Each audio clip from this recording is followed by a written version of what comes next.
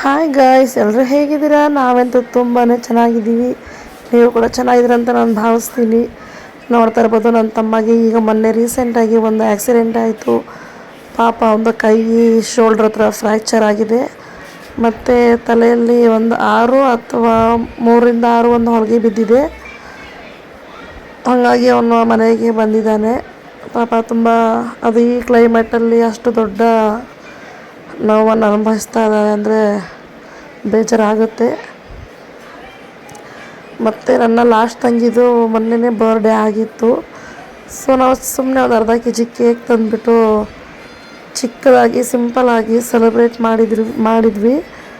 ತುಂಬಾ ಖುಷಿ ಆಯಿತು. ನಮಗೆ ಈ ಸಣ್ಣ ಸಣ್ಣ ವಿಷಯಗಳಿಂದ ಖುಷಿ ಕಾಣ್ತೀವಿ ನಾವು. ದೊಡ್ಡದಾಗಿ ಏನೂ ಮಾಡೋಕ್ಕೆ ಹೋಗಲ್ಲ, ಸಿಂಪಲಾಗಿ. ಮತ್ತು ನಮ್ಮ ಅಕ್ಕನಿಗೊಂದು ರಿಂಗ್ ತೊಗೊಂಬಂದಿದ್ದೆ, ಬೆಳ್ಳಿ ರಿಂಗು ಫ್ರೆಂಡ್ಸ್, ಚಿನ್ನದಲ್ಲ. ಚಿನ್ನದು ಕೊಡಿಸೋಂತಹ ಟೈಮ್ ಬಂದರೆ ಅದನ್ನು ಕೊಡಿಸೋಣ. ಅವಳ ಹತ್ರ ನಾನೊಂದು ಈಸ್ಕೊಂಡಿದ್ದೆ, ಅವಳ ಕೈ ಖಾಲಿ ಇತ್ತು, ಹಾಗಾಗಿ ನಾನೊಂದು ಕೊಡಿಸಿದ್ದೀನಿ ಅಷ್ಟೇ. ನೋಡೋಣ. ಮತ್ತು ಹಾಗೆ ಎಲ್ಲ ಮುಗೀತು. ಮಾರ್ನಿಂಗ್ ನಾನು ಲೀವಲ್ಲಿದ್ದೆ.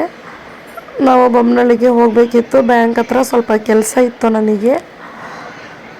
ಹಂಗೆ ನಮ್ಮ ಅಕ್ಕ ಜ್ಯೂಸ್ ಕೊಡಿಸ್ತೀನಿ ಬಾ. ನನಗೆ ಜ್ಯೂಸ್ ಅಂದರೆ ಅಲ್ಲೇ ಫ್ರೂಟ್ಸುದು ಫ್ರೆಶ್ ಜ್ಯೂಸು ಫ್ರೆಂಡ್ಸ್. ಇದು ಬೊಮ್ಮನಹಳ್ಳಿಯಲ್ಲಿ ತುಂಬ ಚೆನ್ನಾಗಿತ್ತು. ಹಿಂದಿ ಹುಡುಗ ಒಬ್ಬ ಮಾಡಿಕೊಡ್ತಾಯಿದ್ದ. ನನ್ನ ಫೇವ್ರೇಟ್ ಆಲ್ಮೋಸ್ಟ್ ಎಲ್ಲರಿಗೂ ಗೊತ್ತೇ ಇದೆ, ಬಟರ್ ಫ್ರೂಟ್ ಅಂದ್ಬಿಟ್ಟು. ತುಂಬ ಚೆನ್ನಾಗಿರುತ್ತೆ ಅದು, ನನ್ನ ಫೇವ್ರೇಟ್ ಅನ್ಬೋದು. ಒಂದು ಗ್ಲಾಸ್ ಬಂದ್ಬಿಟ್ಟು 70 ರುಪೀಸ್ ಅಷ್ಟೇ. ಅದು ನಾರ್ಮಲ್ ಜ್ಯೂಸ್ ಎಲ್ಲ 40, 30 ಆ ಥರ ಇತ್ತು. ನನಗೆ ಬಟರ್ ಫ್ರೂಟ್ ಬಿಟ್ಟರೆ ಮಾತ್ರ ಯಾವುದು ಕುಡಿಯೋಕ್ಕೆ ಹೋಗಲ್ಲ. ಮತ್ತು ಹೊರಗಡೆ ಔಟ್ ಸೈಡ್ ಫುಡ್ಡೆಲ್ಲ ಜಾಸ್ತಿ ತಿನ್ನೋಕ್ಕೆ ಹೋಗಲ್ಲ. ನಮ್ಮ ಅಕ್ಕ ಬಂದರೆ ಮಾತ್ರ ನಾನು ಆ ಥರ ಹೋಗ್ತೀನಿ. ಪಾಪ ಅವಳೇ ಕೊಡಿಸ್ತಾಳೆ, ನಾವು ಕೊಡಿಸೋದು ಕಮ್ಮಿ. ಪಾಪ ಅವಳೇ ಕೊಡಿಸ್ತಾಳೆ. ನಮ್ಮ ಅಕ್ಕ ಹೇಳ್ತಾಯಿದ್ಲು ಪರೋಟ ತಿನ್ನಬೇಕಂದ್ಬಿಟ್ಟು, ಅದನ್ನು ಕೂಡ ಮುಂದೆ ನೋಡೋಕ್ಕೆ ಅಂತ ಹೋಗ್ತೀವಿ. ಆಮೇಲೆ ಫಸ್ಟು ಜ್ಯೂಸೆಲ್ಲ ಕುಡಿತೀವಿ. ಅವಳು ಬಂದರೆ ಪಾಪ ನನ್ನ ಜೊತೆನೇ ಇರ್ತಾಳೆ. ನನಗೂ ಅಷ್ಟು ಅವ್ಳ ಜೊತೆ ಇರೋಕ್ಕಾದ್ರೆ ಇಷ್ಟ ಆಗುತ್ತೆ. ಸೊ ಮುಂದೆ ನೋಡೋಣ, ಬನ್ನಿ ಏನೇನು ಮಾಡ್ತೀವಿ.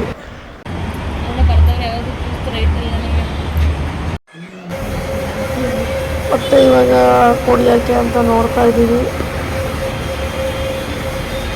ತುಂಬ ಚೆನ್ನಾಗಿತ್ತು, ಟೇಸ್ಟಿಯಾಗಿ.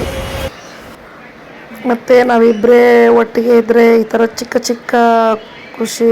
ಚಿಕ್ಕ ಒಂದು ಇದರಲ್ಲಿ ಒಂದು ನಾವು ಖುಷಿನ ಕಾಣ್ತೀವಿ. ಕೆಲವರು ದೊಡ್ಡದಾಗಿ ಇದು ಮಾಡ್ಕೊತಾರೆ. ನನಗೆ ಆ ಥರ ಎಲ್ಲ ಇಷ್ಟ ಆಗಲ್ಲ. ಸಿಂಪಲಾಗಿ ಯಾರ ಜೊತೆನೂ ಹೋಗಲ್ಲ ಔಟ್ ಸೈಡ್ ನಾನು ಜಾಸ್ತಿ. ನಮ್ಮ ಅಕ್ಕ ಬಂದರೆ ಮಾತ್ರ ಸೀದಾ ಹೋಗ್ತಾ ಇರ್ತೀನಿ ಲೀವ್ ಹಾಕ್ಕೊಂಡು. ರೀಸನ್ ನನ್ನ ತಮ್ಮನಿಗೆ ಆ್ಯಕ್ಸಿಡೆಂಟ್ ಆಗಿರೋದು ರೀಸನ್ ಅಷ್ಟೇ. ನನಗೆ ಬ್ಯಾಂಕಲ್ಲಿ ಕೆಲಸ ಇರೋದ್ರಿಂದ ನಾನು ಮತ್ತೆ ನೆಕ್ಸ್ಟ್ ನನಗೆ ರಜಾ ಹಾಕ್ಕೊಳ್ಳೋಕ್ಕಾಗಲ್ಲ. ಪದೇ ಲೀವ್ ಕೊಡಲ್ಲ ಅಲ್ಲಿ. ಹಾಗಾಗಿ ನಾನು ಇರೋ ಲೀವಲ್ಲೇ ನಾನು ಯೂಸ್ ಮಾಡ್ಕೊತಾ ಇದ್ದೆ. ಬ್ಯಾಂಕ್ದೆಲ್ಲ ಕೆಲಸ ಇತ್ತು, ಹಂಗಾಗಿ ನನಗೆ ಆ ಜ್ಯೂಸ್ ಅಂತೂ ತುಂಬಾ ಇಷ್ಟ ಇತ್ತು. ಏನಂದರೆ ಕೋಲ್ಡ್ ಆಗಿಬಿಟ್ಟಿತ್ತು ಅಷ್ಟೇ, ಕೋಲ್ಡ್ ಹಾಕಿದ್ರು.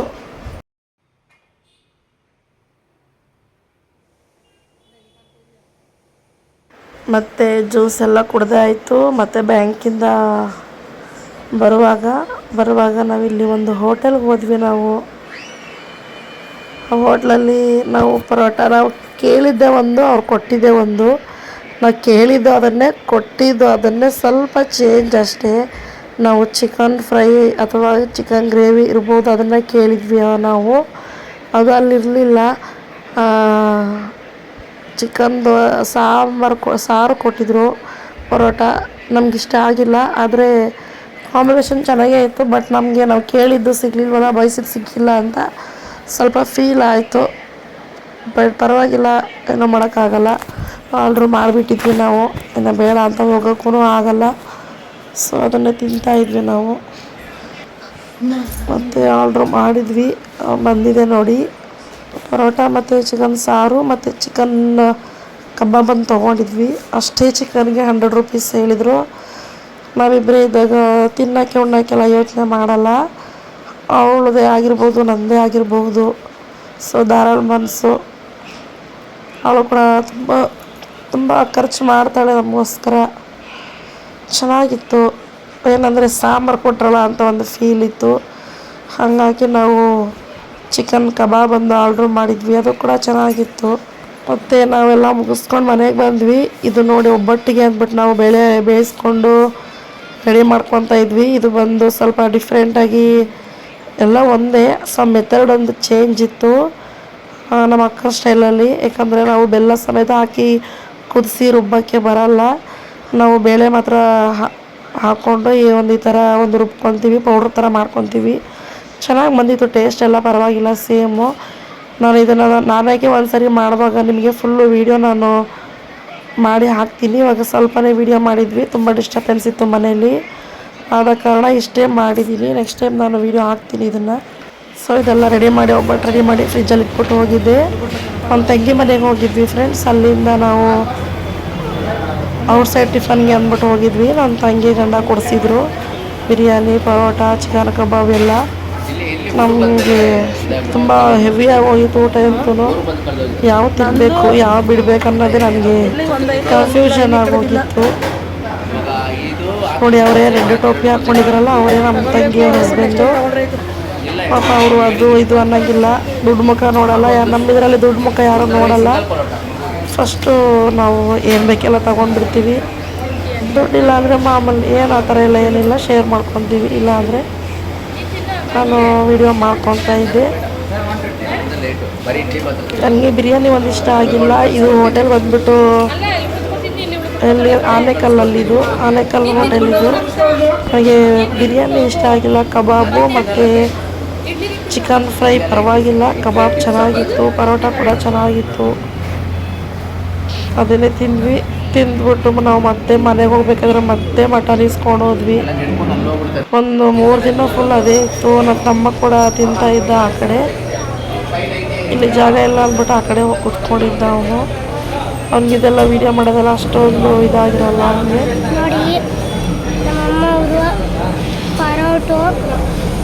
ತಿಂತಾ ಇದ್ವಿ, ತುಂಬ ಚೆನ್ನಾಗಿ ಎಂಜಾಯ್ ಮಾಡಿದ್ವಿ.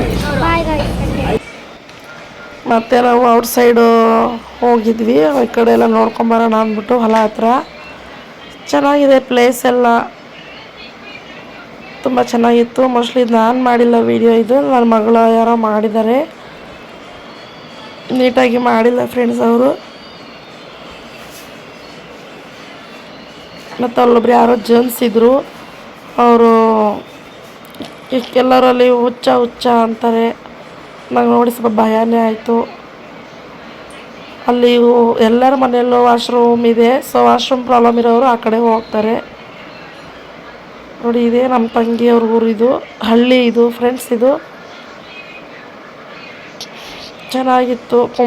ಕುಂಬಳ ಗಿಡ ಮತ್ತು ಹೀರೆಕಾಯಿ ಗಿಡ ಏನೇನೋ ಹಾಕಿದ್ರು ಔಟ್ ಸೈಡಲ್ಲಿ. ಪಪ್ಪಾಯ ಗಿಡ ಏನೇನೋ ತುಂಬ ಗಿಡಗಳಿದ್ದಾವೆ.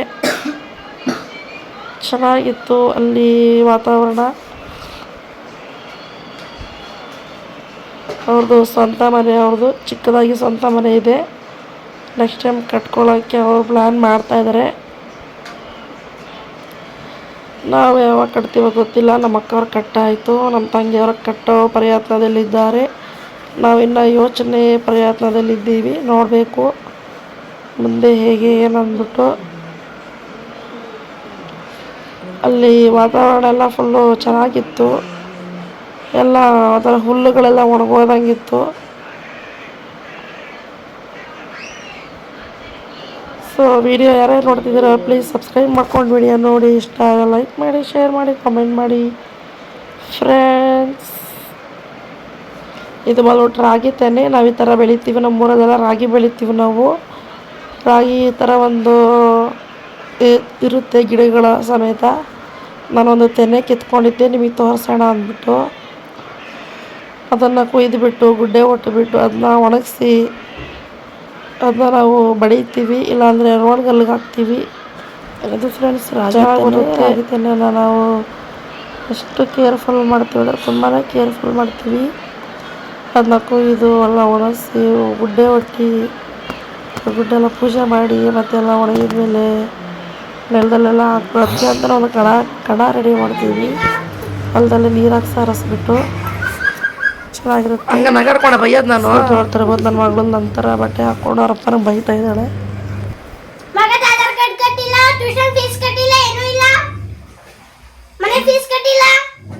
ಪೇಮೆಂಟ್ ಹಾ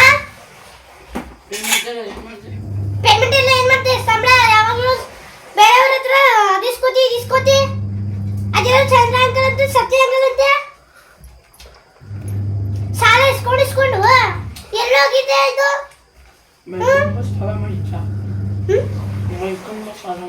ತಗೊಬಂದಿದ್ಯಾ ಚೆನ್ನಾಗಿರೋದು ವಾಲೆ ತಗೊಂಡಿದ್ಯಾ ವಾಲೆ ಬಿಡಿಸ್ಕೊಟ್ಟಿದ್ಯಾ